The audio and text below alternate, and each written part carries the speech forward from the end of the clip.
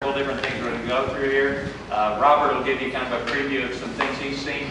We're not experts. We're very blessed to have an expert. Russ gave up his evening and volunteered to come over here tonight and answer questions. And that's very bold of him, very good of him, and I greatly appreciate him doing that. Robert and I we've read it, but don't understand the plan. And Russ hopefully can answer questions about the plan. We want comments to be of substance tonight. We hope what we give you is of substance.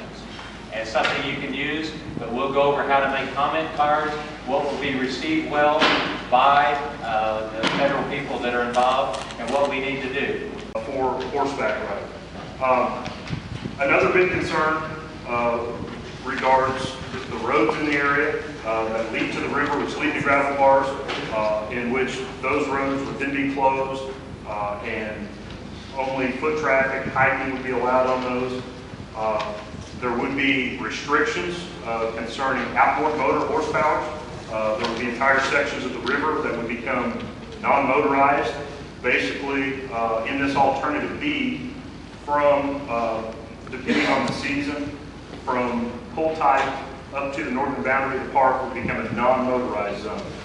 Currently, in the way that the rules are structured, that's a 10 horsepower and 25 horsepower jointly up there. Trying to think of some of the other issues. ATV, UTV use. There's a lot of public lands in the area from NBC, National Park Service, then some private withholding of the Leo Drive Foundation. ATV use is big in the area. That being said, through Alternative B, this proposal that would eliminate all ATV and UTV use in the area. In addition, Alternative B also would designate 3,420 acres near Van Buren as a wilderness area, which would be off limits to any traffic, except, would only be accessible by foot per their regulations, with the exception of an emergency.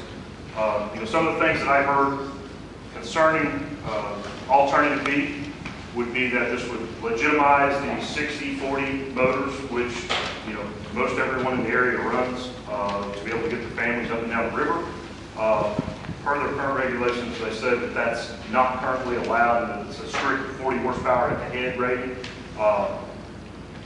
That is one of the selling points. Another selling point that they're saying is that this would designate, this would add, I believe, from the 23, we're going to clear this up, the number of designated trails at Forest Trail, this would increase that to 35 miles, but at the same time, you've got to understand that there are a number, roughly double that number, that are trails that are being closed.